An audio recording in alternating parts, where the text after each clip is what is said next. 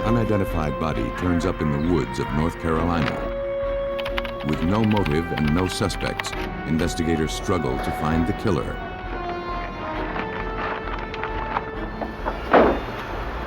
In California, a housewife is taken into custody.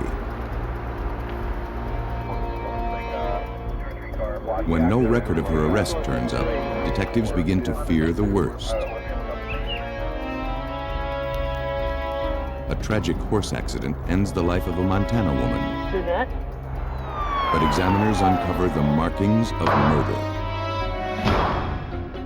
When a crime scene yields vague clues, detectives must piece together their case through other means.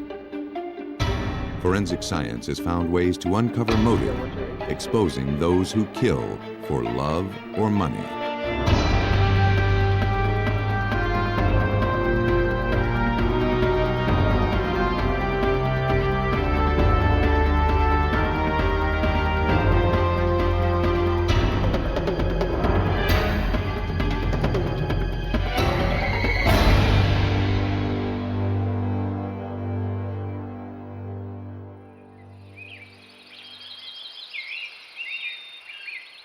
North Carolina's northwest corner is dominated by rugged terrain, its landscape untouched by the problems of city life. That was about to change. On January 7th, 1994, a Department of Transportation worker surveyed some land near a rural highway.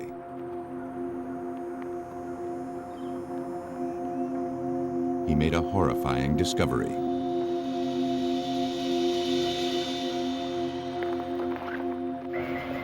Investigators from the Watauga County Sheriff's Department were called to the scene. Hidden among the overgrowth, they found a body. Though the cool weather helped preserve the body, investigators determined he had been there for some time. The victim, a male in his 30s or 40s, had gunshot wounds on the left temple and right side of the neck. The body was completely nude, except for a watch and ring on his left hand. But other than the jewelry, there wasn't much evidence to identify the victim or tie him to his killer.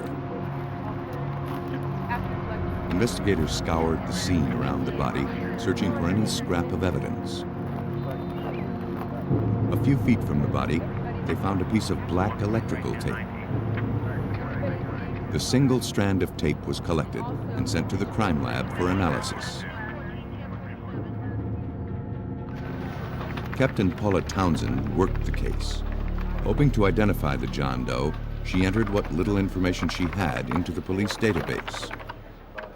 We knew that we did not have any outstanding missing persons in our county, so we would have to make some effort to locate a missing person from another area and determine his identity.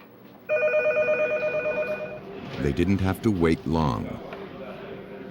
Later that evening, detectives got a call from police in nearby Salisbury. A man in their town had been reported missing several weeks before. He fit the description of the dead body found along the road. His name was Victor Gunnarsson. Salisbury police agreed to forward their case file. An autopsy showed that 2 bullets to the head had ended the victim's life. Analysis of the stomach showed the presence of undigested potatoes, eaten within 5 hours of his murder. Thank you. Townsend searched through Gunnarsson's case file, looking for any clue that could help her identify him as the victim. There was nothing conclusive. But if Gunnarsson was the victim, Townsend learned he had a sensational past. Victor Gunnarsson was actually a Swedish national. He had come to the United States seeking political asylum because he had actually been criminally charged with assassinating the Prime Minister Olof Palme in Sweden a few years earlier. Gunnarsson had been held as the primary suspect in the assassination, but was released when no witnesses could identify him as the killer. Watauga investigators were having a similar problem. To confirm that the body was his, investigators requested his fingerprints, which were on file at Interpol. A week after the body was found, the prints arrived in North Carolina. They matched. Now, police had to determine why someone wanted Victor Gunnarsson dead. His notorious past could not be ignored. When we learned about what had happened to him in Sweden, we didn't know if it was related or not. We did have to consider that possibility that there was some political motivation in his death. The small-town murder had huge international implications. But as investigators probed Gunnarsson's final days, they learned he had other problems close to home. In January, having heard about the case on the news, a woman named Kay Whedon came forward to make a statement. She'd met Gunnarsson on Thanksgiving and had been out with him several times that week. About 2 months ago. But after their last date on December 3rd, she hadn't heard from him again. That night, he'd taken her out to dinner. Whedon confirmed that Gunnarsson had eaten a baked potato at that time. Based on the autopsy results, investigators knew that this was his last meal. After dinner, Whedon invited him back to her place. But they were not alone. Whedon's ex-boyfriend, L.C. Underwood, and a friend named Shelley Thompson cruised by the house around 11 p.m. It wasn't a friendly visit. Kay Whedon described her stormy 2-year relationship with Underwood to police. Though they'd broken up, he refused to let her out of his life. He had stalked her for some time. He was very jealous and obsessive. There were several incidents where he had confronted her when she was with another date. And the fact that he drove by on the night of December 3rd when Victor Gunnarsson was in her house caused him to be a suspect in this case. The theory that Gunnarsson was the target of a political assassination was losing its credibility. L.C. Underwood's obsessive jealousy made him a prime suspect in the Swede's murder. But it wouldn't be an easy case to pursue. In addition to being a suspect, he was also a cop. L.C. Underwood had been in law enforcement for 19 and a half years. He began his law enforcement career in Wilkesboro, North Carolina, and he later moved through a couple of other agencies before he finally moved to Salisbury, and he had been a police officer in Salisbury for about 8 years. Pointing the finger at a police officer is tricky business. If investigators' suspicions about Underwood were wrong, they'd be destroying a colleague's professional and personal life. But if they were correct, they'd be fighting an uphill battle against someone who knew how to hide evidence. To make their case, investigators would have to stay one step ahead of Underwood. Instead of confronting him directly, detectives began by questioning the people around him. Shelley Thompson had been in the car when the suspect drove by Whedon's house. Underwood had told her that he was doing a favor for a friend when he drove by and jotted down Gunnarsson's license plate number. Thompson said that when they returned to his house, he called the station and asked a colleague to run the plates. Has you had any contact? Investigators confirmed that Underwood was given Gunnarsson's name and address that night. The information was enough for police to obtain a warrant to search Underwood's home.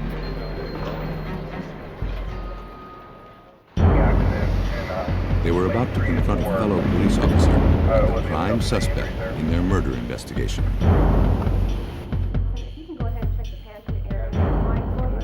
As they searched his house, investigators asked Underwood what he knew about Victor Gunnarsson's murder. Not only did Underwood deny any knowledge of the crime, he claimed he'd never even heard the name before. The suspect had just been caught in a lie. But that didn't prove murder. Investigators needed solid physical evidence to connect him to the crime. Check the cords from the The initial search of the immaculate home contributed nothing to the case. If Underwood had killed the Swede, he was too smart and too organized to leave a smoking gun. The only way to catch him would be to find less obvious clues in unexpected places. Behind the washing machine, they noticed something they had seen before. A piece of black electrical tape, like the one found near Victor Gunnarson's body. It appeared the meticulous cop had underestimated his colleague's determination. Watauga County, North Carolina police struggled to solve the murder of 38-year-old Victor Gunnerson. In the home of the prime suspect, police officer L.C. Underwood, Here, come on back over here. investigators found a critical piece of evidence, black electrical tape. One particular piece of tape that was found on the back of Underwood's dryer in his utility room was consistent in several ways with the tape that was found at the crime scene near Victor Gunnarson's body. I think that's an interesting thing. This one piece will make 52 layers. Watch on mobile devices or the big screen. All for free. No subscription required.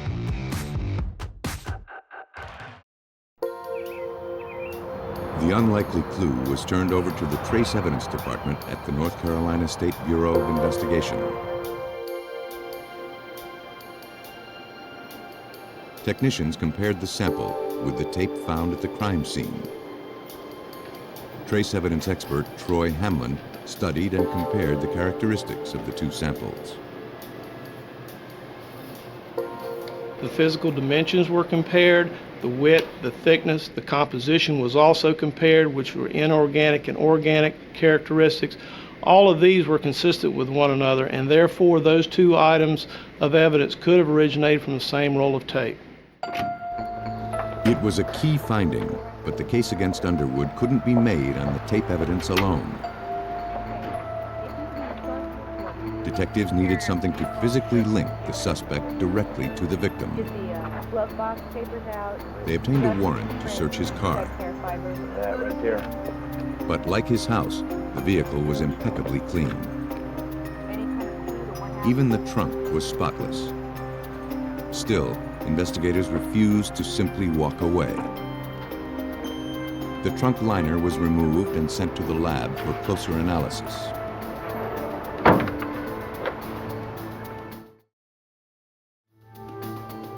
That, too, would be a struggle. The liner had been recently washed and vacuumed, removing a great deal of trace evidence in the process. Using sticky tape, examiner Troy Hamlin went over every square inch of the liner, searching for any microscopic clue that survived the cleaning. He found nothing. The veteran police officer, it seemed, was getting away with murder. But then, Hamlin spotted a minuscule clue that could potentially have enormous value.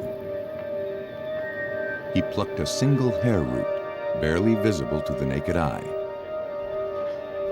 Probing more carefully at that area of the carpet, he was able to extract 17 more hairs, deeply embedded in the weave.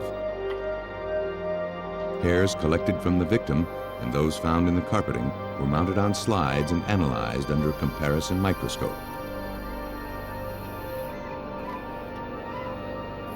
The microscopic analysis showed that the hairs were physically indistinguishable. Detectives finally had the break they needed. When I received a phone call from the lab analyst who told me that he had found the head hair in Underwood's trunk mat that was consistent with Victor Gunnarson's, I was ecstatic. But if their entire physical case was going to hang by this microscopic evidence, investigators needed irrefutable proof. Examiners determined that the hair contained enough material for a DNA analysis.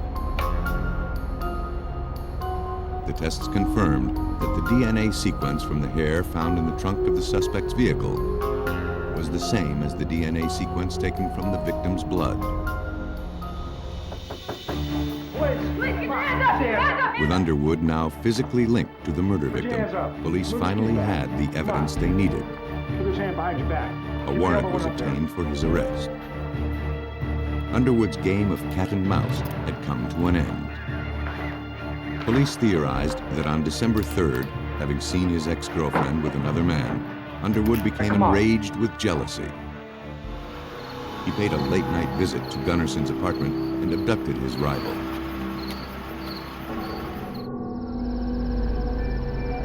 With his victim tied up inside the trunk, Underwood drove for over an hour before arriving at Gunnarson's final destination.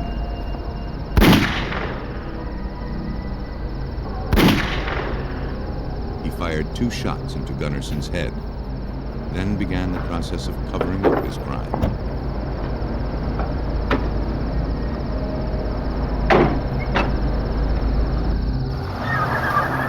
In July of 1997, L.C. Underwood was found guilty of first-degree murder and sentenced to life in prison. Fueled by jealous rage, L.C. Underwood would stop at nothing to keep Kay Wheaton in his life.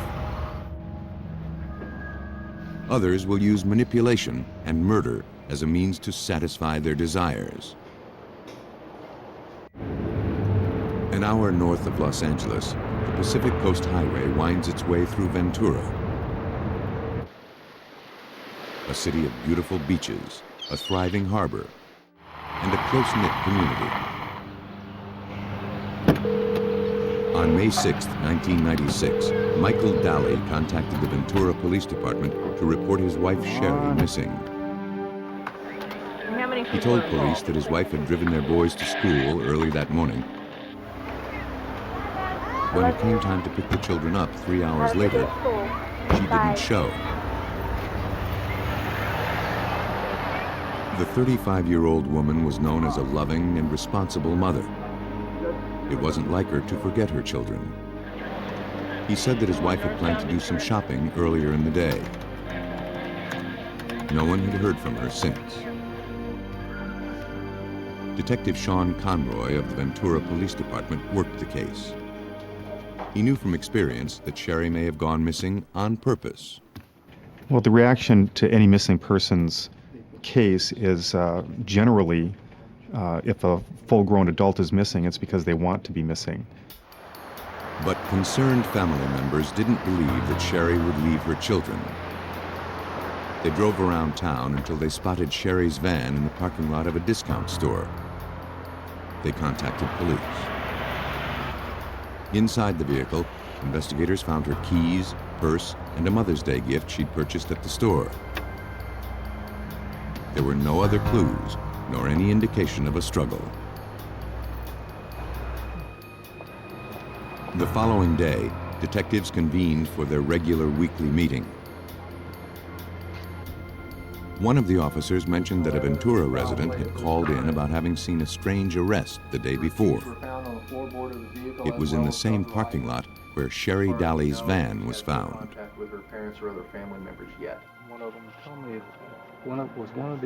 They paid a visit to the witness. He said he saw a woman fitting Sherry's description being handcuffed by a blonde woman in a tan suit. The blonde appeared to be a law enforcement officer. He then saw the woman in handcuffs being placed into a green car and driven away. The witness tried to catch the license plate, but it appeared to have been masked over. Investigators were now hopeful that Sherry was not missing at all. At that time, we felt that another police agency had come in our jurisdiction and made an arrest without notifying us. And we felt that by making a few phone calls that we would discover that the person in the missing persons report, Sherry Daly, had been arrested, and we had solved the case with just a few hours' work. But any hope for a speedy resolution was soon crushed. No law enforcement officer from Ventura or any other jurisdiction had any record of such an incident. Police now believed they had a kidnapping on their hands. And with no communication from the kidnapper, they feared they might also be looking at a homicide. Detectives wanted to interview Michael Daly in greater detail, but when they went to talk to him, they found him with another woman. Her name was Diana Hahn. Both were brought in for questioning. Tell me about your day yesterday. Detective Skip Young interviewed Michael Daly. In our first several conversations with Michael, he did not appear to be the worried, frantic, concerned husband that you or I may be. He was very matter of fact, didn't have a reasonable explanation as to why his wife would leave him. Daly told police that at the time of his wife's disappearance, he'd been at the grocery store where he worked. The alibi checked out. Daly's girlfriend, Diana Hahn, denied any knowledge of Sherry's whereabouts. But it wasn't her statement that raised suspicions. You got a scratch on your forehead? Hidden beneath her bangs, Hahn sported some fresh scratches. And how did you say we see those injuries? She claimed she'd had a bike accident and tumbled over the handlebars. Investigators weren't buying the story. Yeah. We know from years of police experience that it's impossible for someone to fall over the handlebars of a bike without putting their hands out to break their fall. It's an automatic reflex. Yet she had no injuries on her hands. She had no injuries on her knees. We knew at that point that she was lying to us. Place the roller up against the bruise. Photographs of the injury were taken. In the pictures, investigators could also see faint bruising on her arms and hands. It appeared that someone had gripped her so tightly that they even caused bruises to her fingers. Police suspected that Hahn was involved in the kidnapping. She didn't own a green car, but she could have rented one. Investigators canvassed rental car agencies in the Ventura County area. They learned that a car was rented the day before Sherry's disappearance and returned the day after, with 126 miles put on it. The name of the renter, records showed, was Diana Hahn. Her credit card had been used to pay for the car, and her signature was noted on the form. Detective Conroy hoped that an examination of the rented vehicle would help them find out what happened to Sherry Daly. Even though the abduction had happened, at least a week prior to this, the rental agency had not re-rented the car. We asked them why. The car had been returned with the rear view mirror knocked off of the front windshield. Investigators confirmed the car rented by Hahn was green, exactly as witnesses had described. It was towed to the Ventura Crime Lab. There, criminalists processed the vehicle, searching for any sign of Sherry Daly. Throughout the car, they noticed staining. It appeared to be blood. To find out, technicians used moistened swabs to collect the samples.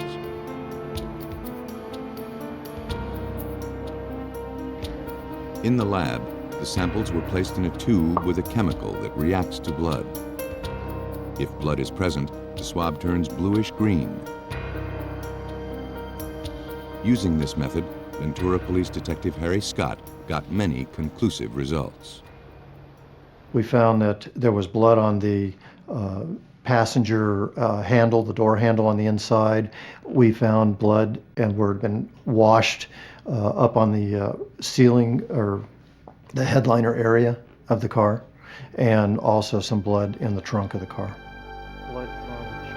Lab work confirmed that the blood was human, but there, investigators reached a dead end. Though they suspected the blood was Sherry's, they had no record of her blood type. But science has new ways around that obstacle. Technicians took blood samples from Daly's parents. From these, they generated DNA barcodes and compared them against the DNA rendered from the blood in the car. The results were unmistakable. The blood found in the car had come from the biological child of Sherry Daly's parents. But it was not an encouraging finding. The presence of her blood throughout the vehicle confirmed their worst fears. It was unlikely they would find Sherry alive. Diana Hahn was now the prime suspect. But since they didn't have a body, they couldn't prove that a murder had been committed. The police weren't the only ones looking for answers. This is where the community stepped up, and friends of Sherry Daly each weekend morning would gather at the department store where she was abducted, and they would go out in search parties. On June 1st, nearly a month after the abduction, searchers noticed the odor of decomposition in a remote location on the outskirts of Ventura.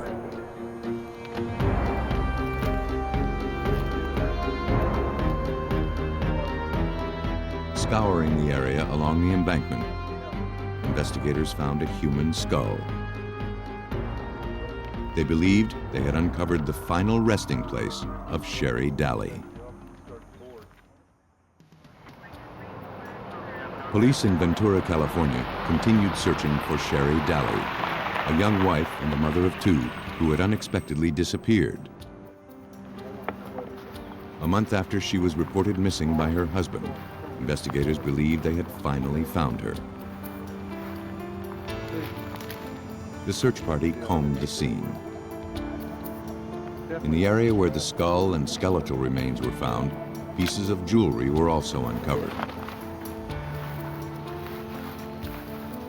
The items were carefully collected in the hope that someone could identify them as Sherry Daly's.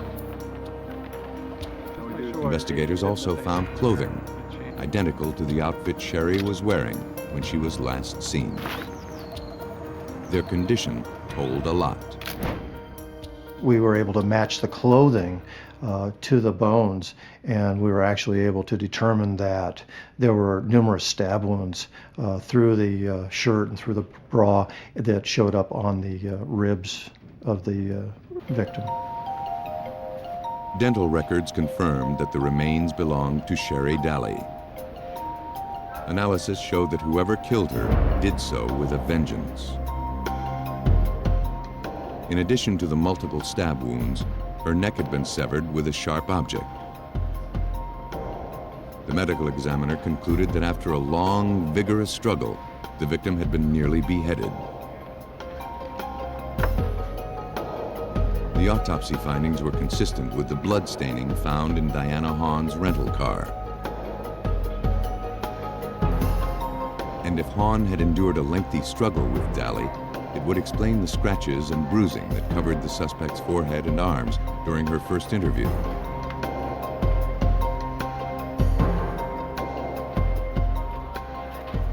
Detectives believed that Diana Hahn had killed Sherry Daly, but they didn't think she had planned the murder on her own. Monthly phone totals for the last. Searching Hahn's calling card records from the day of the murder, Detective Skip Young found evidence that her lover had been in on the plot. The day of the murder, we were able to determine that there was at least 3 telephone communications from Diana Hahn to Michael Daly the morning of the actual kidnapping and homicide. One of the calls was made to him from a payphone just minutes from the ravine where the body was found. It appeared that Hahn was checking in with Daly. Police focus turned back to the victim's husband. Take a look at this one right here. Investigators learned from witnesses that Michael Daly was a drug user and that he'd been flaunting his affair with Hahn for the past few years. We learned from close friends and neighbors that Sherry had reportedly given Michael an ultimatum: clean up your act, knock off the drug use, drop the other woman, and supposedly Sherry was actually seeking the advice of an attorney. Investigators speculated that with Sherry out of the way, Daly wouldn't have to comply with his wife's demands. He could pursue his new relationship without having to pay alimony or share his children. lot of activity during To that time detectives' period. way of thinking, he had a lot to gain from his wife's disappearance. The evidence against Diana Hahn and Michael Daly was damaging, but investigators still hadn't physically connected them to the kidnapping or the murder. He's at Surfer's Mill. If they were going to make a case stick, they'd need some evidence proving that Hahn had disguised herself as a blonde law enforcement officer. Again, the close-knit community came forward to help. A clerk who was following the case in the press told police that she remembered selling Diana Hahn a blonde wig sometime before the murder. The clerk also commented that she had noticed a photograph of a man and 2 children inside Hahn's purse. She assumed the photo was of Hahn's family.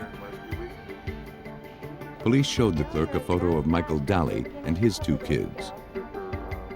It was the same photograph the clerk had seen in Hahn's purse.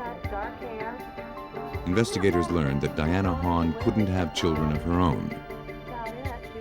They began to suspect that Michael Daly had manipulated her with promises of a bright new future.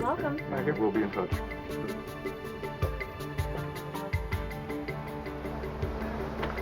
Detectives continued to build their case. They pored over Hahn's financial records, including copies of checks. 1503. One of them was written to a large discount store just days before the abduction. Diana J. Hahn. The list of items purchased included a piece of poster board, plastic trash bags, a 2-piece tan uniform, and a hatchet. Police obtained a warrant to search Hahn's home. They never found the hatchet or the uniform, but they did locate a piece of poster board. The barcode number on the poster board was identical to that recorded on the receipt. They couldn't understand how the board fit on Hahn's shopping list until they took a close look at the shape cut out of it. It was exactly the same shape as a license plate. That explained why witnesses couldn't see a license plate number. Hahn had covered it over with a fake.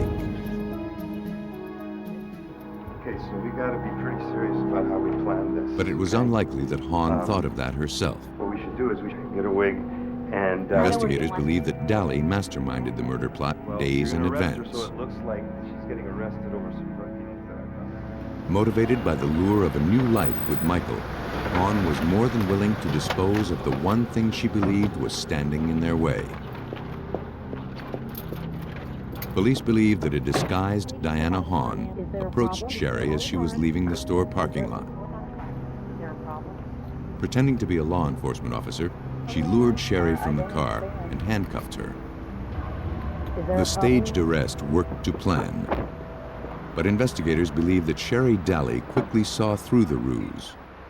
It is our belief that within a short period of time after Sherry was abducted in the green vehicle, that she somehow recognized Diana Hahn, disguise and all. We can tell by the damage to the interior of the vehicle, mainly the rearview mirror had been knocked off, that Sherry obviously put up some type of a struggle. But Sherry couldn't fight off her attacker. After driving her to a remote location, Hahn viciously stabbed Daly at least 17 times and placed the body into the ravine. Diana Hahn was arrested for the murder of Sherry Daly on August 1st, 1996. From her jail cell, she reluctantly implicated Michael Daly as the mastermind behind the plot. Daly was arrested the following November. Though the murder investigation had come to an end, Ventura would be forever haunted by the young housewife's tragic end. All she wanted to do was to have a family, have a husband, raise her children. I still think about this case. I still think about what was going through Sherry Daly's mind when she realized that it was Diana Hahn behind the wheel and she was going to have to fight for her life. Diana Hahn was found guilty of first-degree murder and kidnapping. She was sentenced to life in prison without parole. Tried 6 months later, Michael Daly was also found guilty in the murder of his wife. He was also sentenced to life in prison. Diana Hahn and Michael Daly were willing to destroy a family in order to be together. When money is at stake, some family bonds can become twisted and deadly. Nestled in the Rocky Mountains of western Montana, Mineral County is known for its frontier feel. But simple lifestyles aren't immune from deadly mishaps. On November 28, 1995, Chris Hansen's wife Nanette went to the stable to feed the couple's horses. She never came back to the house. Hansen found his 34-year-old wife lying in the mud. She was cold and pale.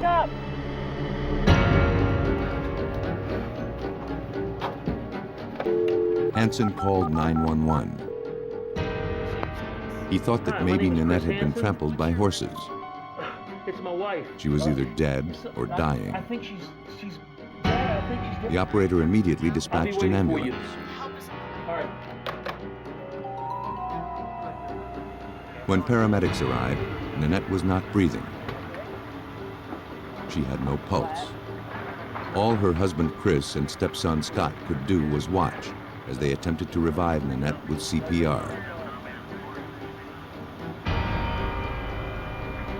At first, paramedics' efforts seemed promising. The victim took a single gasp of air on her own. But that breath would be her last. She was declared dead. Since they performed coroner's duties in this small town, the sheriff's department was also contacted. Chris Hansen told investigators he stumbled upon Nanette's body in the muddy trail next to the horse pasture. He said that after calling 911, he phoned his son, Scott Abe, but there was nothing they could do. Because of his multiple sclerosis, he had very poor eyesight. If he had seen her sooner, he may have been able to save her life.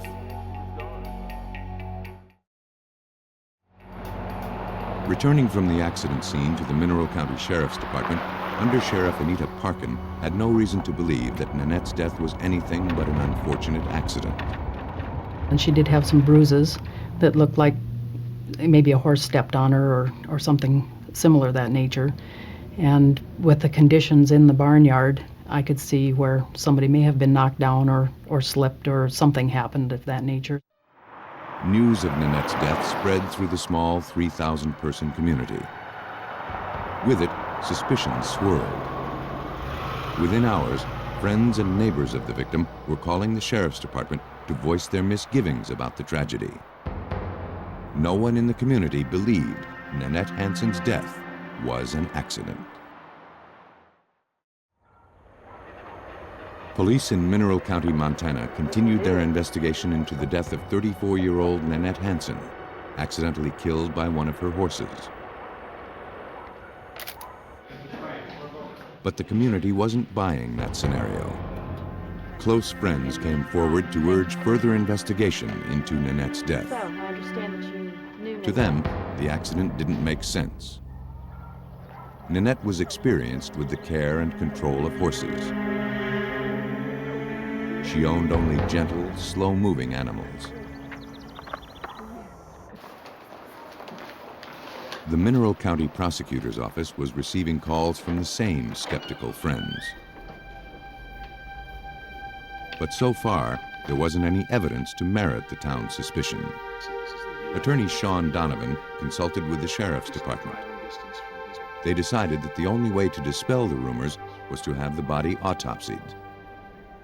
And we both agreed that just for the sake of putting to rest these concerns that the neighbors had, we ought to just have that done, expecting nothing to turn up. The victim's remains were transported to the state crime lab in Missoula. There, medical examiner Gary Dale was asked to determine what caused Nanette Hansen's death. Generally, in fatal horse accidents, the fatalities are due to skull fractures, cervical fractures, and unless someone's rolled over by a horse. And there was no external evidence of any readily fatal type injuries. The injuries pretty much consisted of scrapes and bruises. Nanette's skull hadn't been fractured.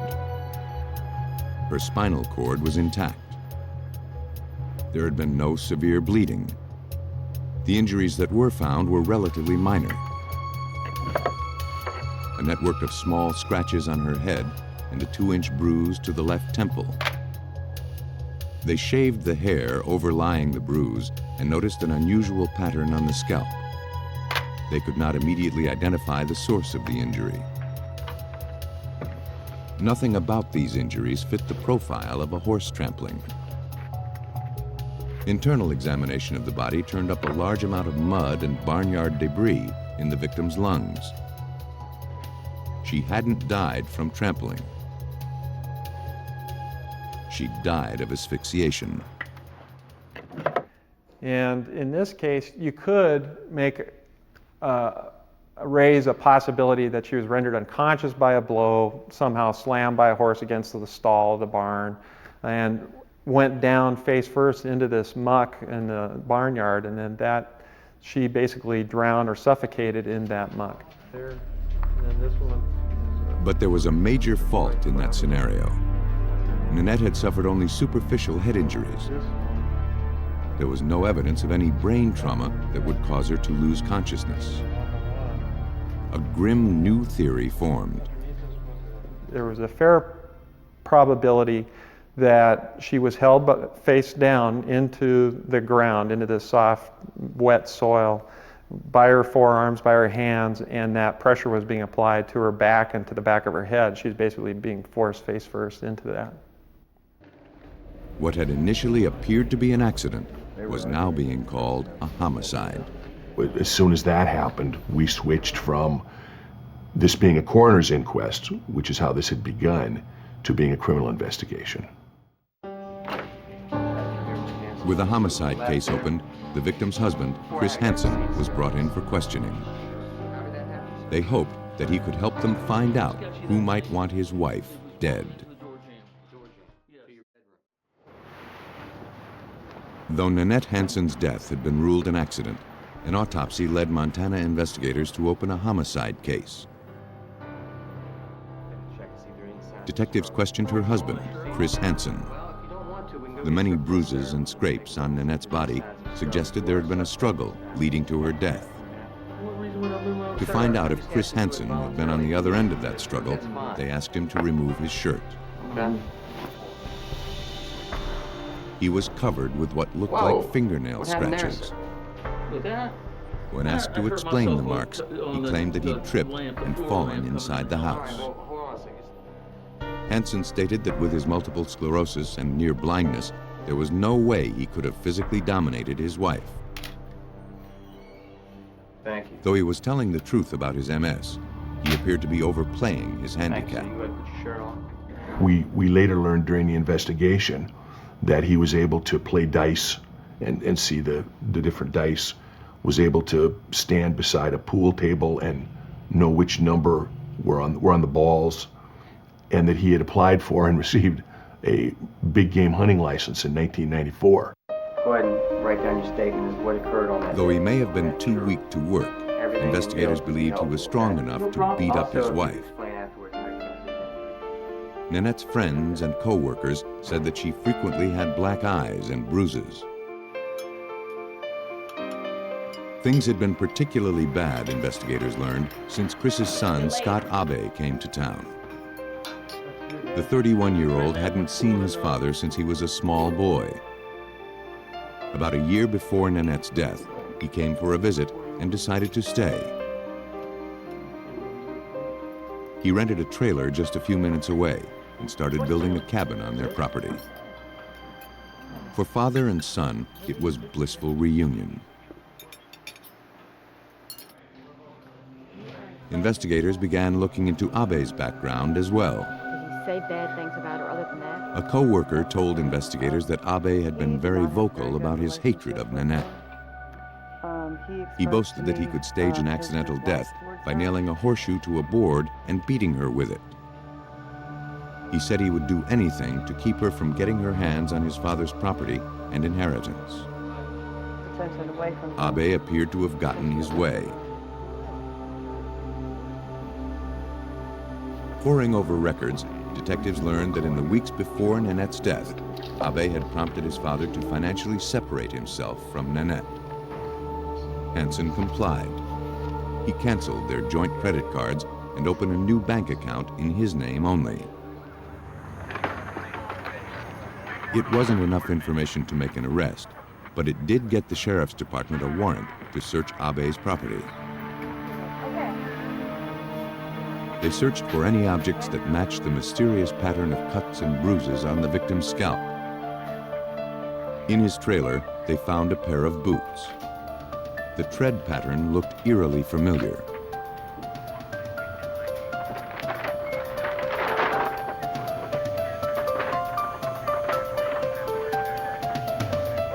In Abe's car, detectives made another discovery.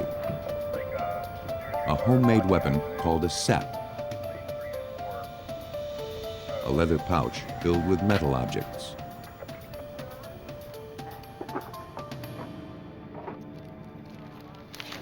The items were sent to the Montana State Crime Lab. Simply believing that the father and son team had killed Nanette was not enough to prove murder. Unless someone could draw an irrefutable link between this evidence and her injuries, the two would never be charged. Investigators' best hope was now in the hands of forensic expert Debbie Hewitt. It's kind of like putting a puzzle together where you pick up this piece of puzzle and pick up this piece of puzzle and see if it will fit in the appropriate space. And when you do find that one final puzzle piece, you know that you have the complete picture all done. Hewitt began her analysis with the boots. She pressed the treads into an inked pad, then made numerous impressions on clean white paper.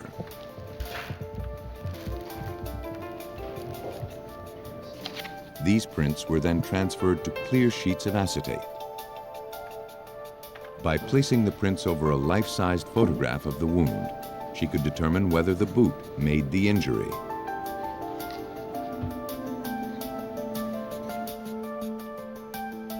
The sole pattern from Abe's boot matched the injury on Nanette's scalp.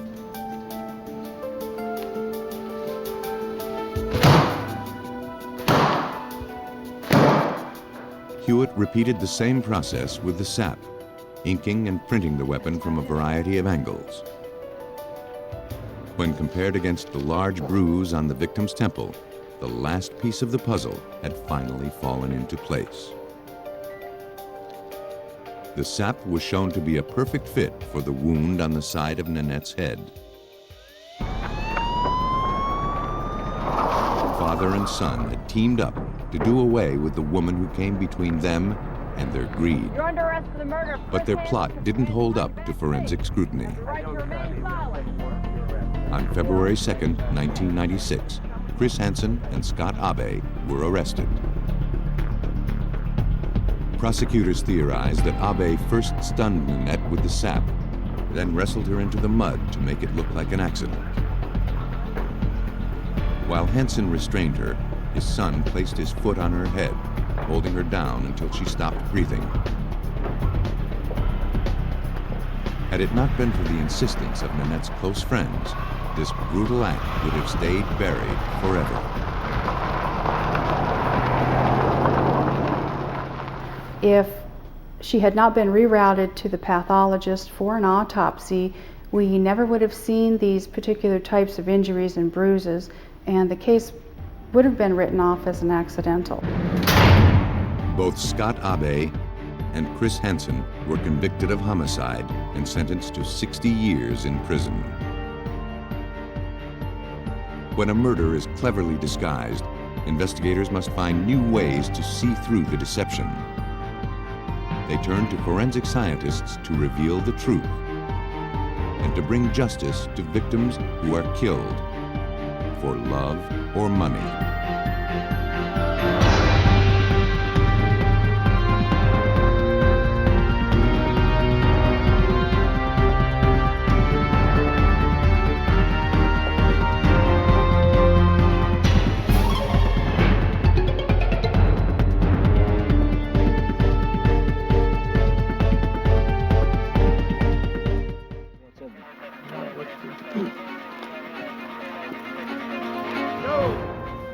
The hunt is on for a serial killer who's preying on young men. Investigators have a plan to catch him, but will he take the bait? Made a contact. At first, it looked like a bungled burglary, but Maryland detectives could see the motive was murder. To solve it, they must establish which clues are real. Industrial parks in western Florida have become a killer's dumping ground. How many more women will die before authorities put him out of business? For some people, killing might come easy, but getting away with it seldom is. No matter how a murderer tries to cover his crimes, there will always be something left at the scene.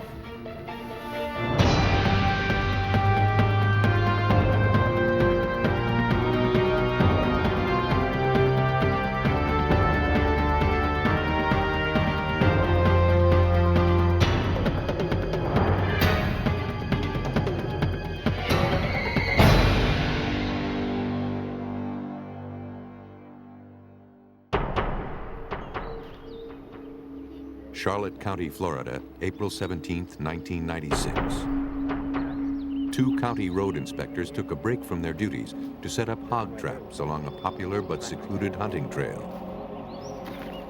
Man. What they found were the remains of someone else's prey. That ain't what we're looking for. A human skull. They notified the Charlotte County Sheriff's Office. It was up to the forensics team to gather together what time and animals had scattered through the woods. Besides more remains, they looked for clothing, a weapon, or anything else that might help them determine the identity of the victim and how he or she came to be there. All investigators found was a single pink fiber near the skull. But it paled in comparison to what was discovered next. 50 yards from where the skull was found, an investigator spotted a roll of carpet padding. Inside was a male body, but it wasn't the body he expected to find. This one had a head.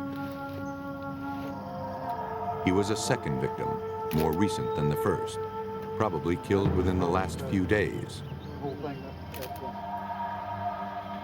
Less compromised by the elements, this second victim provided a second opportunity for usable clues. Rope fibers clung to a nearby tree, and additional lengths of rope were found strewn in the woods. A single tiny paint chip was lifted off the body. According to Jim Myers of the Florida Department of Law Enforcement, these murder scenarios are the hardest kind of cases to solve. It's not like a traditional crime where, you're in a house or whatever and you've got credit cards, you can find out who that is, do associates, neighborhood checks, and that type of thing. It doesn't work that way when you just get a body out in the woods. A few feet from the first victim's skull, investigators found what remained of his torso. Though the body was badly decomposed, they were able to discern an unusual tattoo on his shoulder.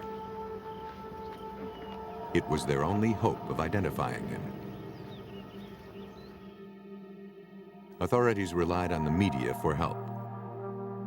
That night, the news broadcast the photo of the tattoo, hoping someone might recognize it and identify the victim. Someone did. A woman phoned the police and said it looked like the tattoo worn by her brother, 25-year-old Kenny Smith. She told authorities that she hadn't heard from him in some time. Though he lived much of the time on the street, he'd recently seen the dentist, who provided up-to-date dental records. From them, investigators confirmed the remains found in the woods were Kenny Smith's. Investigators still had the other victim found in the carpet padding to identify. At autopsy, the body was determined to be a white male in his 20s. No one had reported anyone matching his description as missing in the county. The body was vacuumed to collect stray fibers and other trace evidence that might be clinging to it. Then the body was examined. Ligature marks scarred it in several places, mostly around his neck and genital region. He had been strangled to death by rope. Afterward, the killer had removed his genitals with a scalpel or sharp knife. Clearly the act of a twisted yet methodical mind. The victim had been dead approximately 1 day, and his fingerprints were still readable. From them, he was determined to be 21-year-old Richard Montgomery. All right, let's do it. Montgomery and Smith were not the first young white males found dead in the woods of southwest Florida.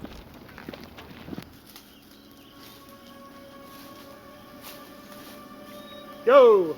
Rick, looks like we got something over here. Okay, hold on. Between 1994 and 1996, 3 others had been found in the woods of Charlotte and Sarasota counties. Fearing they were dealing with a serial killer, Chief Investigator Rick Hobbs called in a criminal profiler. He reviewed the evidence that we had and basically confirmed that he, in his opinion, he felt that the same person was responsible for all these murders. And he described the person as possibly a sexual sadist. Someone was preying on male drifters. And like some of his victims, he had no name. Because his latest victims were found on the hog hunting trail, the press called him the Hog Trail Killer. To coordinate efforts across jurisdictions, the Florida Department of Law Enforcement formed a task force with the Charlotte County Sheriff's Department and the Northport Police. Special Agent Jim Myers led the task force. They hadn't a minute to waste. We're talking with a person that basically is going to keep killing unless we stop them, and that's the primary reason to get a task force. We have the situation we had to get as many people as we could involved to prevent it from happening again. You know, our primary mission is to get the bad guy, but what we also have to do is protect the public safety. The mysterious serial killings received wide publicity. Soon, it paid off. Donald Perry, an inmate at a state prison in Florida, had seen a news report and told authorities he might have been a potential victim of the killer. Perry said that a man approached him in a park and offered him $150 to pose nude in the woods. He said the pictures would involve bondage, that he'd be tied to a tree. They'd be Polaroids, so he wouldn't have to worry about the negatives being sold. The man, whose name was Dan, seemed very gentle, and Perry needed the money, so he took the job. On the way to the woods, the car got stuck in the mud on a secluded road. Some passers-by helped them free it while Perry steered. All right, come on. Let's go.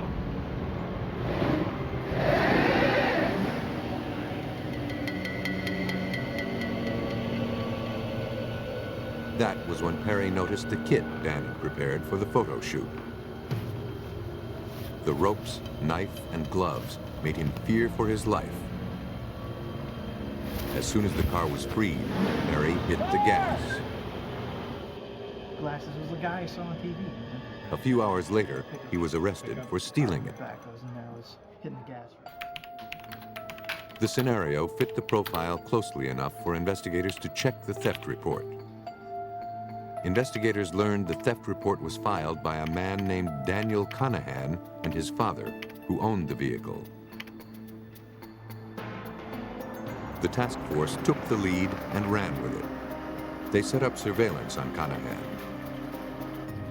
The 43-year-old registered nurse lived with his parents in Charlotte County.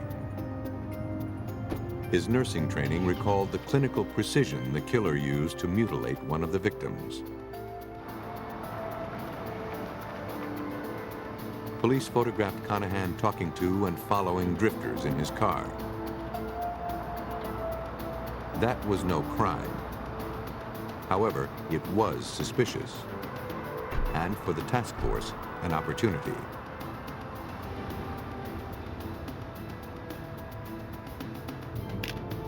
They sent an undercover officer to pose as a decoy. They met several times as the decoy built Conahan's trust. The detective wore a body wire to record their conversations. Conahan eventually asked the detective to pose for pictures in the woods. Hoping Conahan would open up and say more, the undercover detective asked him to his camp in the woods, which was already staked out by a SWAT team. The detective had his agenda to gather evidence. But Conahan didn't cooperate. As the detective continued asking questions, Conahan lost interest. Investigators came away with only circumstantial evidence and nothing to warrant an arrest. If Daniel Conahan was a sadistic serial killer, he remained free to stalk new prey. Last week on the 16th. Police in Florida were on the trail of Daniel Conahan, suspected serial killer. But they had no real evidence. In June, 2 months after the last two murders were discovered, a Fort Myers police officer recalled a case from 3 years earlier. It was similar to an incident recently reported by an inmate named Donald Perry. Once again, it was a prisoner who held the key. Stanley Burden, serving time in Ohio, had a story to tell. What happened to you? It had a familiar ring. He said that he'd met a man outside a hamburger joint in Fort Myers who offered him money to be tied up in the woods and photographed. He said the guy's name was Dan. Needing the cash, Burden consented. Dan asked him to remove some clothes and then began tying him to a tree with clothesline he cut with a pair of pliers. The situation quickly spun out of control. Once Burden was immobilized, Dan began tightening the ropes around his neck. When they were sufficiently tight, Dan left him and never returned.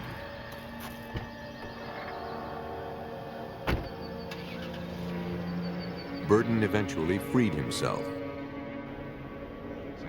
He was able to describe Dan's car, and more importantly, he picked Dan Conahan's picture out of a photo lineup.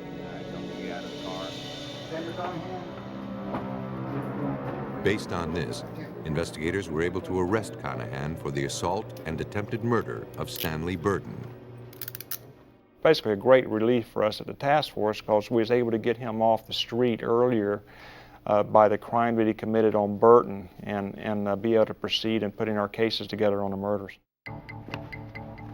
Investigators were a long way from proving Conahan was the serial killer they were looking for. That required more tangible proof.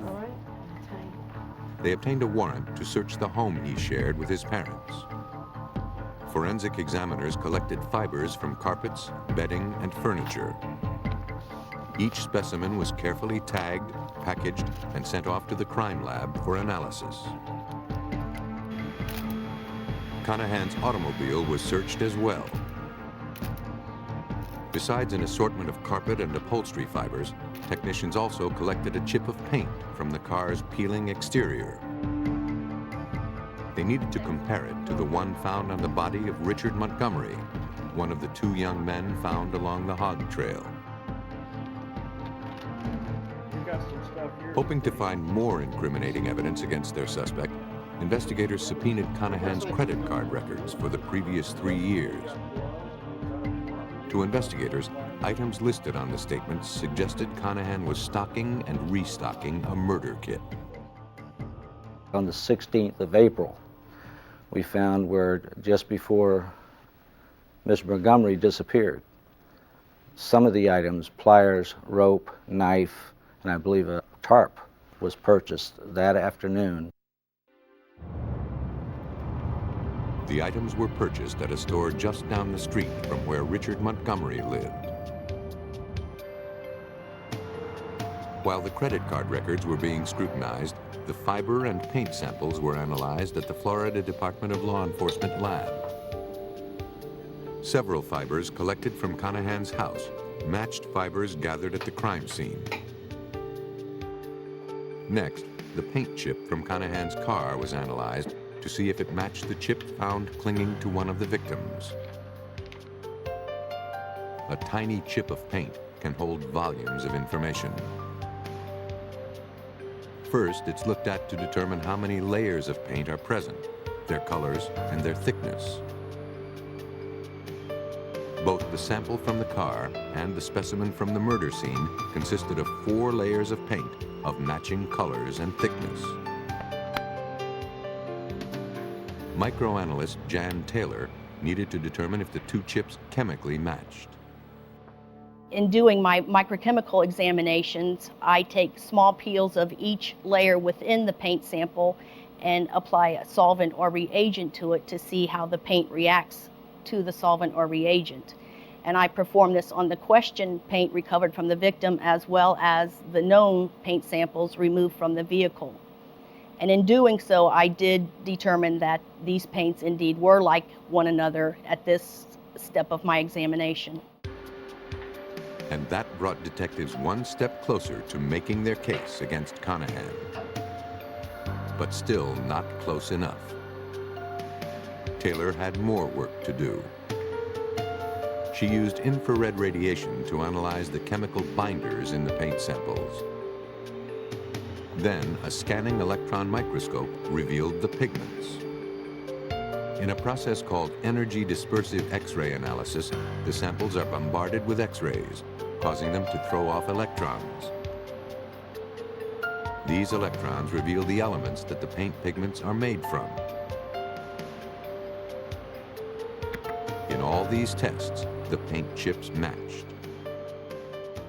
The conclusion that I reached following these tests were that the question paint chip removed from the victim originated from this vehicle. The paint chip found on Richard Montgomery's body had come from Daniel Conahan's car. Science had made its case against Conahan. According to the evidence, Conahan lured Richard Montgomery into the woods for a bogus photo shoot.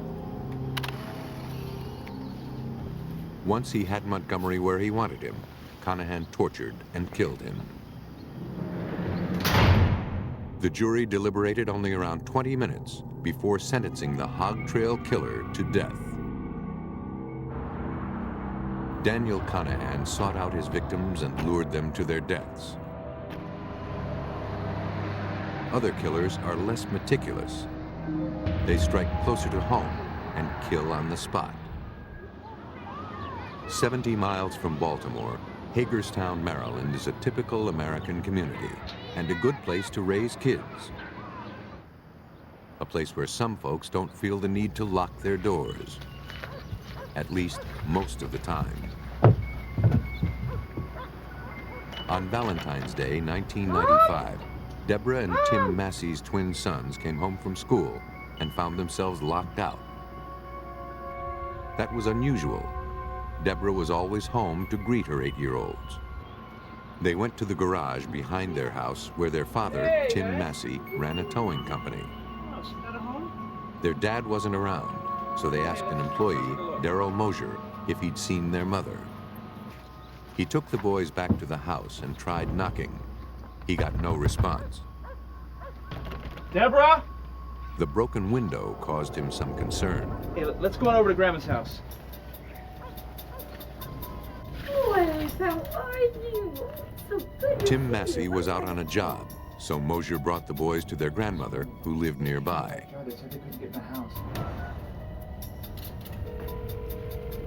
She called Deborah's house. Still, no answer. Thank you. Sensing that something had to be wrong, Darrell Mosier returned to the house and entered. And there he found Deborah Massey collapsed on the living room floor. She wasn't breathing. He phoned the police. Hagerstown City Police. He reported that someone appeared to have broken in, but the doors were still locked.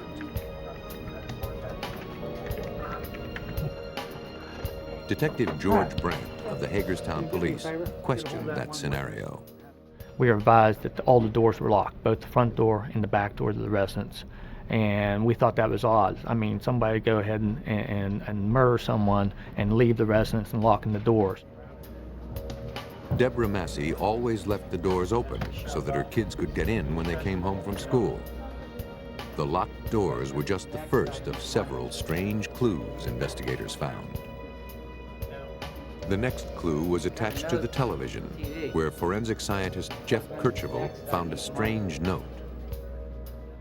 It said, "Your husband is next. I need money." Now, here we have someone writing a note to a dead person, a person that they had just killed.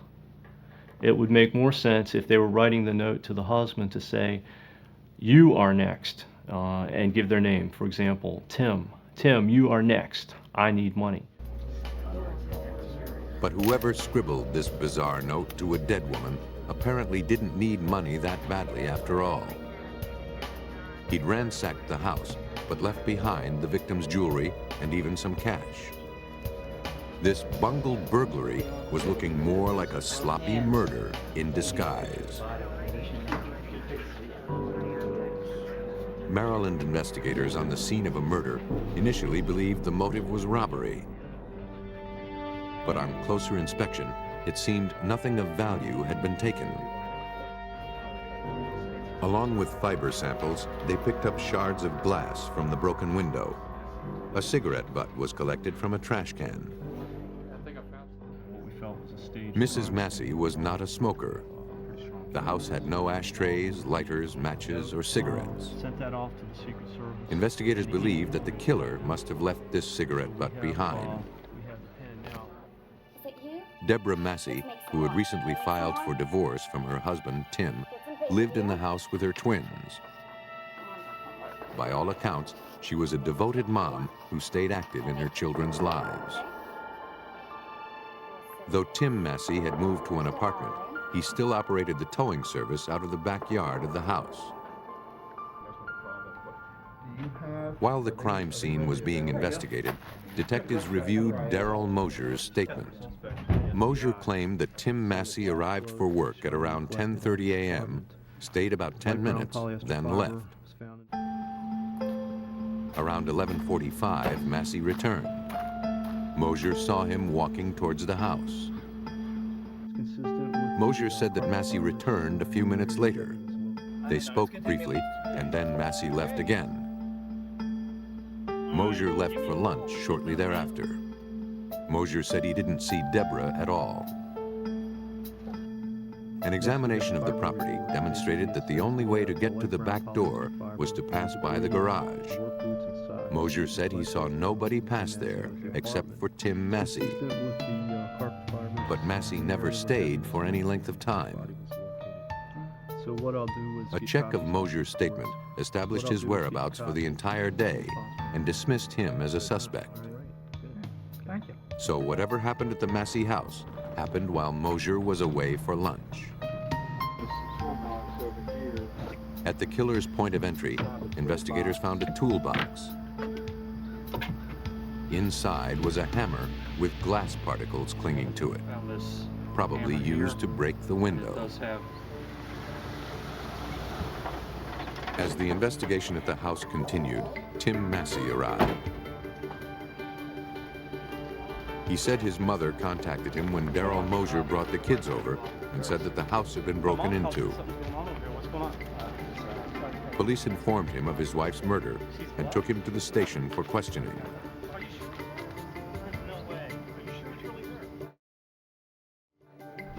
As a husband going through a bitter divorce, Tim Massey was automatically a suspect, especially since he was seen at the house that morning. He cooperated fully with police. He handed over the contents of his pockets, which included ink pens. He gave them his clothes for forensic analysis. It was standard procedure for proving someone's innocence.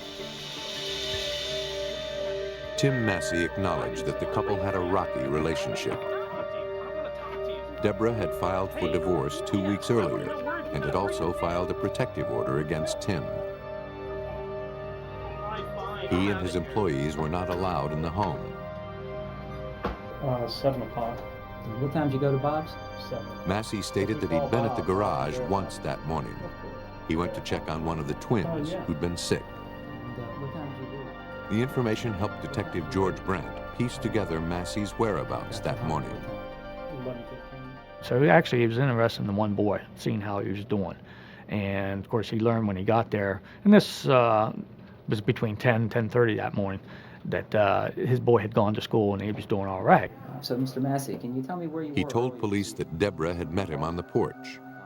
What time did you get there? Massey insisted he hadn't been inside the house in weeks. After leaving the house, he went to one of the police impound lots that he towed vehicles to. Around 1 o'clock, Massey called the police to report that someone had stolen the wheels off one of the cars he was storing for the police. The officer met him at the lot at 1:18. People come out here, take all my stuff. They were there until 1:50, when they both went to the police station.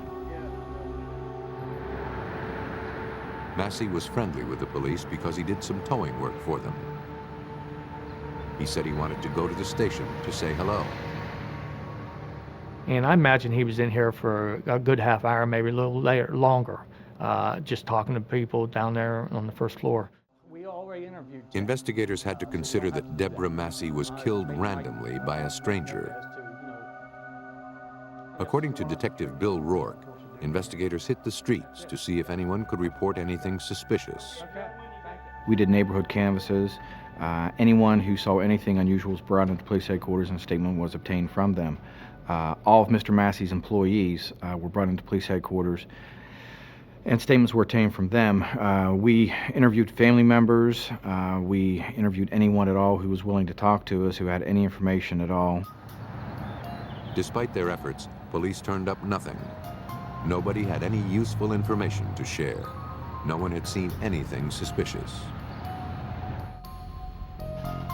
While police canvassed neighborhoods, Deborah Massey underwent an autopsy. Examiners concluded that she was murdered sometime between 11:15 a.m. and 1:15 p.m.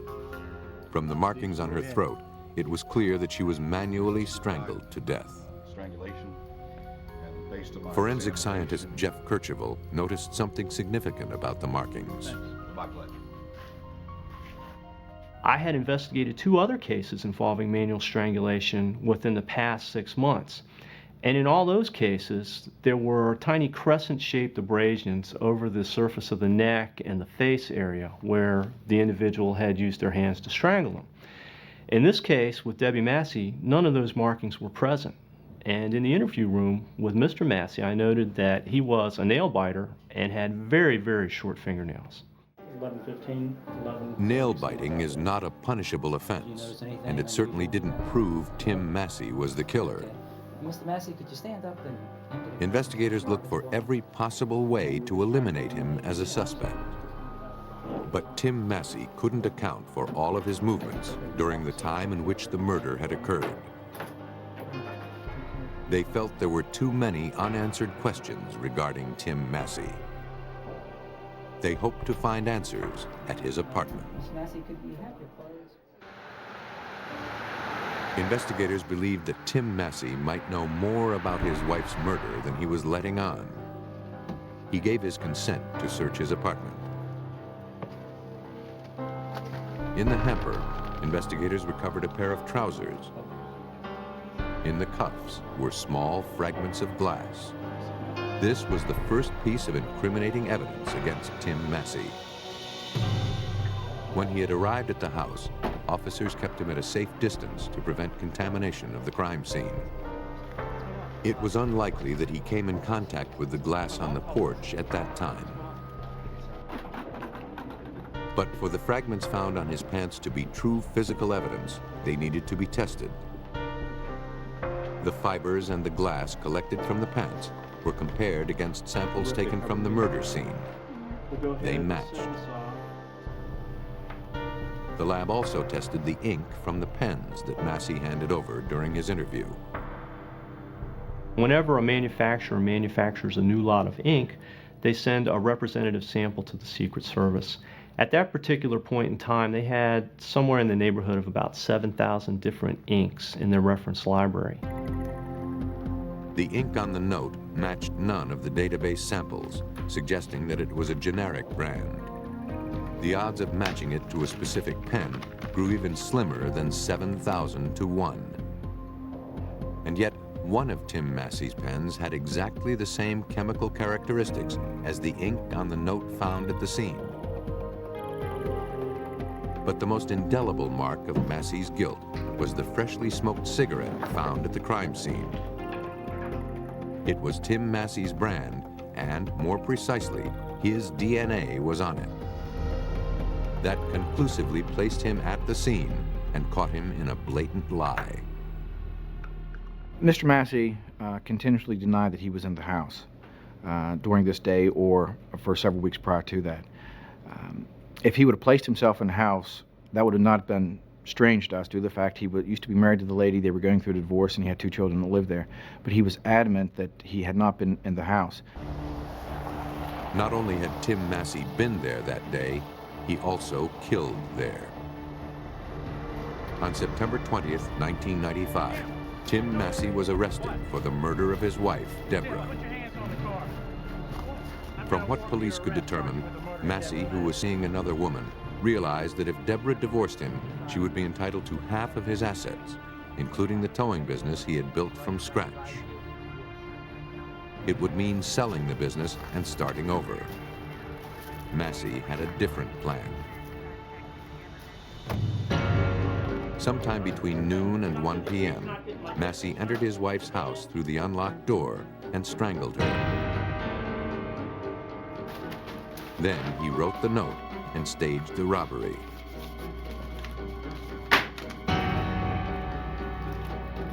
He knew his kids would come home from school, and he didn't want them to find their mother's body, so he locked the door on his way out. He broke the window to simulate a break-in. More locked doors awaited Timothy Massey, who was convicted of second-degree murder and sentenced to 30 years in prison. Tim Massey tried to disguise his crime through a series of false clues. Other killers spend their time trying to erase any trace evidence at the scene. But it's only a matter of time before the clues they leave behind catch up with them. Pinellas County is a small southern peninsula jutting out of Florida's western flank. It's home to the resort and fishing community of Clearwater. It was also the site of a series of grisly murders. On October 20th, 1995, a delivery person discovered the nude body of a woman outside an industrial park. Police arrived at the scene and began to gather clues. But few were found. The victim's clothing and jewelry were gone, and though marks on her wrists and ankles suggested she'd been tied up at some point, no rope was found. Bruises to her body indicated she'd been beaten, but there were no signs of sexual assault. Lack of footprints and broken vegetation suggested she was killed elsewhere and her body hidden here. The ground did hold a tire impression. Investigators had no guarantee that the killer's vehicle had made it, but the possibility couldn't be overlooked. Plaster was poured over the impression to make a cast for further analysis. At autopsy, the cause of death was determined to be strangulation. Animal hairs were recovered from the body. A few tiny synthetic fibers also were retrieved. None of this would be of any use unless a suspect surfaced. The victim's fingerprints were run through the police database. She was 42-year-old Wendy Ann Evans, who had a record for drugs. So how long has your mother been missing? Evans had come to Clearwater to be with her daughter. She's had a bad life. The victim's daughter told investigators that her mother had been going through some hard times. I would say approximately. The victim's father had just died. She'd been trying to kick her drug habit, and she believed her cancer was recurring. A few days before her death, she'd even checked herself into a psychiatric facility to cope with her depression. She wanted desperately to pull her life together, but her luck took a fatal turn for the worse. 3 weeks later, at another industrial area, another nude female body was found. Call came in, 6210 for ID just arrived. Detectives are on scene. Like Wendy Ann Evans, this victim had been bound and beaten, then left in a secluded spot. Again, there were no signs of sexual assault. The similarities between the two cases defied coincidence. Both were found in industrial areas within 10 miles of each other. The latest victim was identified by police records as 40-year-old Peggy Darnell, a prostitute from Clearwater. Sergeant Mike Ring worked the case. We had no physical evidence from that scene because of the decomposition of the body. We had no hairs, no fibers, no footprints, no tire tracks that were of any value to the investigation. Nevertheless, investigators suspected the same person was responsible for both murders. And these might not have been the killer's first victims. A check of police records revealed a third victim. 15 months earlier, a prostitute named LaDonna Steller was found murdered. Except for the span of time, the details were eerily familiar. All three women were white females. They'd all been found nude, no jewelry or clothing on any of the bodies. And the cause of death, at least on Steller and Evans, was manual strangulation with some physical beating. The only crime scene to provide potential forensic evidence was the murder of Wendy Ann Evans. Detective Tom Klein of the Pinellas County Sheriff's Department tried to make the most of the scant clues. The tire track had been sent off to the Florida Department of Law Enforcement for analysis. The fibers were being analyzed at FDLE. We were consistently talking to the prostitutes in the area and trying to make contact with their Johns. So we were keeping very busy. And so was the killer. In January 1996, 3 months after Wendy Ann Evans was killed, the body of 27-year-old Cindy Pugh was discovered behind a dumpster.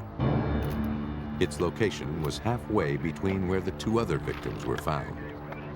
And like them, she was nude and had been strangled.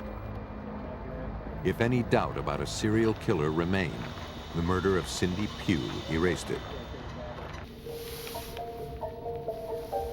The sheets that authorities used to wrap the victims were sent to the Florida Department of Law Enforcement Crime Lab in Tampa Bay.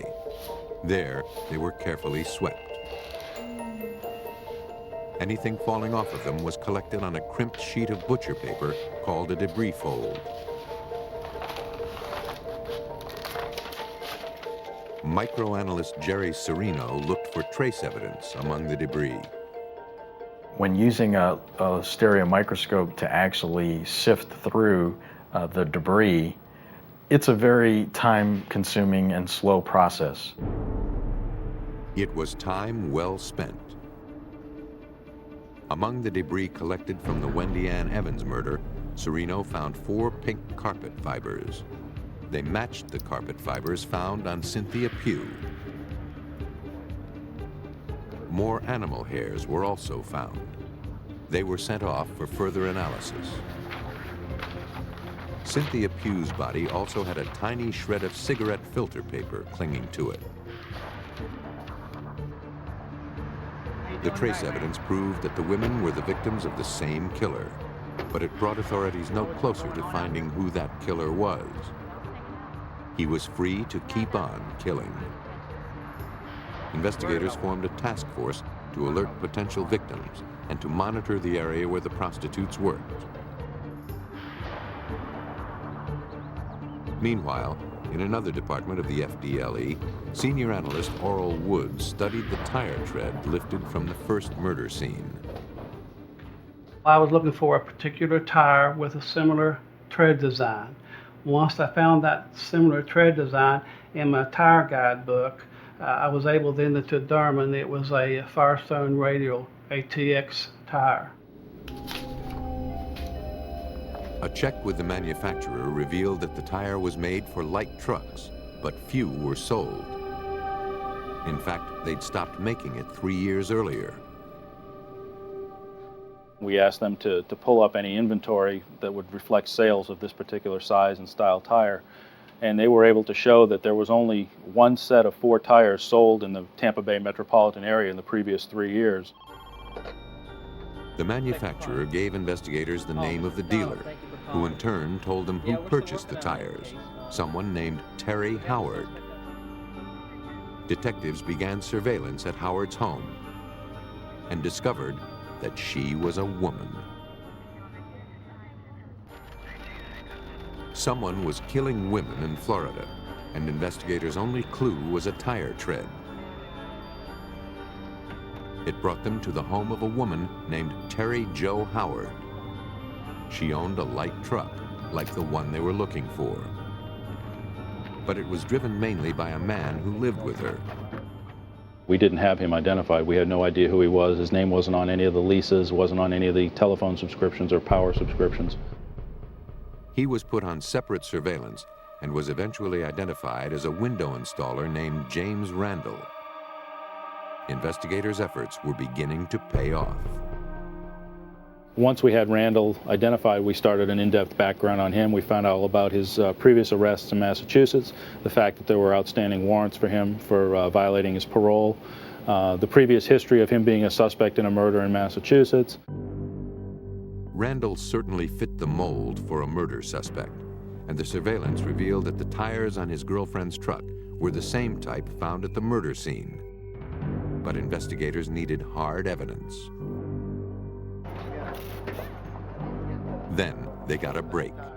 During the surveillance, Randall pulled into a tire store and had 2 of the truck tires replaced. Police obtained the old ones from the dealer. But it wasn't enough. Their tire expert needed all 4 to make the comparison against the cast from the crime scene. Investigators came up with a plan. First, they purchased a new set of tires to switch with the ones on Randall's truck. We then had the manager at the tire store contact Terry Jo Howard and told her that the 2 tires that he put on her truck were defective, and if she took the time to bring her truck in, he would give her 4 brand new tires for free. She couldn't come quick enough. She came in, she exchanged the tires, and now we had all 4 tires. The tire expert determined that one of the tires from Randall's truck was consistent with the impression left at Wendy Ann Evans' murder scene. Not only were the manufacturer's tread patterns the same, but more important, the nicks, abrasions, and wear patterns also matched. Like a fingerprint, these characteristics are unique to every tire. That proved that the truck was there, but it didn't necessarily mean that it was there at the time of the murder. Randall could have driven his truck there days or mere minutes before the crime occurred. Investigators needed proof. They needed physical evidence that directly linked him to the victims. But they still didn't have probable cause to get a search warrant for his house. The stray hairs on both Wendy Ann Evans and Cynthia Pugh's bodies were determined to be dog hair. Randall's girlfriend, Terry Jo Howard, owned a dog. Investigators needed a sample of its fur to make the comparison. But how? And we came up with the idea of using this female sergeant and one of our other female detectives to pose as mobile dog groomers. They made up flyers to hand out and post around the neighborhood. They included a phone number and announced they'd be going door to door offering their grooming service. To make the ruse legal, the police had to offer the same service to everyone in the neighborhood. Fortunately, no one else took them up on their offer. They arrived at Terry Jo Howard's home while James Randall was at work. Terry Jo welcomed them in. We can take her right outside, right out front. Things went better than expected. There on the floor was a mauve rug, the possible source of the fibers found on the two bodies. The officers washed the pet. They used sterile towels to dry it and collect samples of its fur. The analysis of the dog hairs indicated they matched the ones from the crime scenes. Now, detectives had the tires and the dog hair to tie James Randall to the slayings. But prosecutors felt they still didn't have grounds for a warrant. It was time to pull out their ace in the hole. By living in Florida, Randall was violating his parole in Massachusetts. That'll do it? Okay. I'll get with you later on. Okay. On June 26, 1996, 8 months after the first murder, Pinellas County deputies went to arrest Randall so authorities could keep an eye on him while they built their homicide case. But it wasn't as simple as that. At the sight of the deputies, Randall sped off, racing through a neighborhood before abandoning his truck and fleeing on foot. He managed to scale a fence and vanish into a densely wooded area. Authorities mounted a massive search, but Randall eluded them. They were confident he'd try to make contact with his girlfriend. If you had heard anything or seen anything. I think I had read about... They went to Terry Jo Howard's house to gauge her knowledge of the crimes. It was the first time they'd contacted her directly. When the police informed her of Randall's criminal record and told her that he was a suspect, she cooperated completely. Canvassing the area to see if there was anybody and so that did heard her anything dog. about the brutal murders that occurred. One of the things that they noticed was that Terry Jo Howard's dog was always hacking up and spitting. And when he'd hack up and spit, there would be these pieces of paper. And we found out later on that this dog liked to eat cigarette butts out of the ashtray. Investigators recalled that a tiny piece of cigarette filter paper was collected from the body of Cynthia Pugh. Terry told police that she was the smoker. She consented to give a blood sample so that her DNA could be compared to that found on the crime scene cigarette paper. She also allowed investigators to take her mauve rug to be analyzed. The rug was analyzed and found to contain several kinds of fibers. With the whole rug at his disposal, Jerry Serino was able to get a more complete forensic picture. He compared the rug to fibers taken from victims Pugh and Evans. I was able to say that those fibers could have come from this particular rug. If they did not come from this particular rug, they came from a rug that had the exact same characteristics that had an opportunity to come in contact with both Cynthia Pugh and Wendy Evans. In the language of forensic fiber analysis, that's considered the closest thing to an exact match. But it was the DNA analysis that clinched the case. It linked the scrap of paper found on Cynthia Pugh to the cigarettes in the home of Terry Joe Howard and the suspect, James Randall. Randall, still on the lam, returned to the house 4 days after he fled. But when he saw detectives there, he took off again. This time, he didn't get away.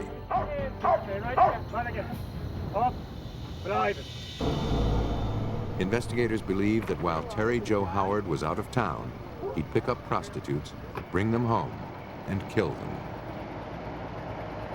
But Randall was careful. Except for the scrap of cigarette paper, he left no DNA on his victims. He didn't need to. In April 1997, based on the forensic evidence, James Randall was convicted of second-degree murder for the killing of Wendy Ann Evans and Cynthia Pugh. He was given 2 life sentences. Some killers choose a remote venue. Others doctor the site to conceal their presence. And some take great pains to leave no trace of themselves behind. In the end, it doesn't matter. If the killer has been there, forensics can find something they've left at the scene.